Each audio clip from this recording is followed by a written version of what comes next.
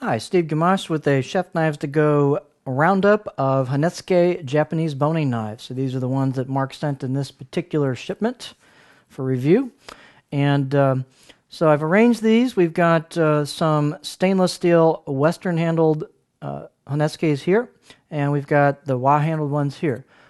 These knives that are facing in this direction are single bevel or right-hand biased blades for right-hand users. These particular three I've laid out facing this direction are double bevel 50-50 grind ambidextrous for left or right-handed users. So in terms of styles of Honesukis, you can see the blade shapes are all quite similar. The sizes are a little different depending on the maker, but so this is the Mac Pro. This is the Kikuichi, and this is the Mizuno UX10.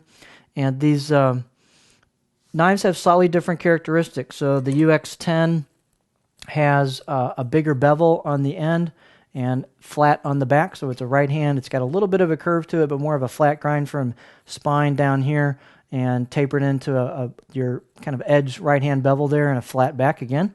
The Kikuichi has more of a curve to the blade, again on a right hand bias, and then a smaller bevel, but a bevel nonetheless on the right hand side. And then we've got the back side, which is flat, and it does have a little bit of an edge bevel. Some of them, like the Mizuno, is pretty much just straight up to the edge almost with the micro bevel. This has a little bit bigger bevel on the edge. You can see that in the light. But it's still a flat back, so there's still a right-handed bias. And here we have the Mac Pro, and this one is a little thicker blade than the Kikuichi, a little heavier feel to it. But it's got, again, a kind of a curve or pretty heavy convex here down to the main bevel on the right side of the knife, and the back side of the blade is flat, and you can see there's a slight bevel on the back side as well. It's pretty small. That is opposed to something like this Terayasu Fujiwara handcrafted white number 1 blade, and this is a more classic implementation of a handcrafted Nijishi stainless finish over the top of a carbon white number 1, but this one has more classic hammered flat area here and then a big edge bevel down towards the edge.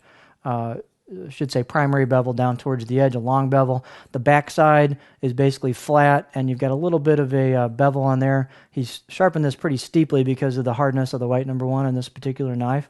So kind of a more classic presentation with a heavy bias and a big primary bevel going down to the edge.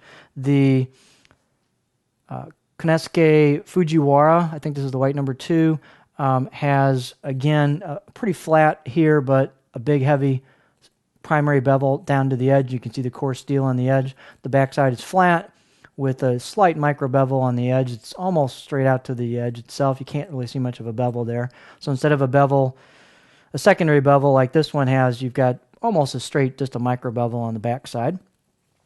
Then we have the 3 ambidextrous ones. So we've got the Moritaka Aogami Super.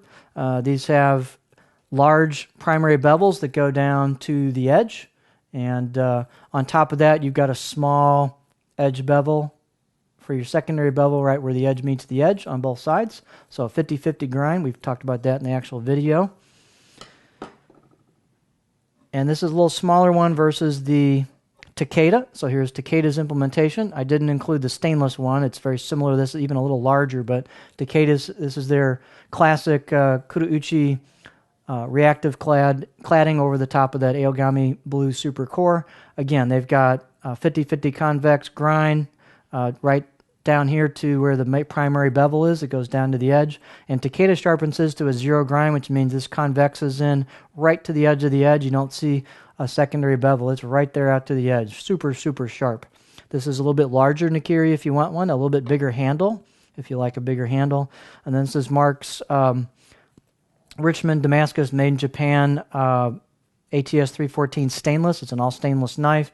And again, this is a ambidextrous 50-50 grind that goes in a nice, pretty big primary bevel on both sides right down to the edge, and the edge has a secondary bevel on it. You can see that highlighted there on both sides. So really, really sharp out of the box. So you have quite a few different styles of Nikiris. So if you're interested in Nikiris and you want a 50-50, there are some options available. If you're a righty, you've got quite a bit more at your disposal. So there's a kind of pretty wide spectrum of construction techniques, styles of blades, and grinds.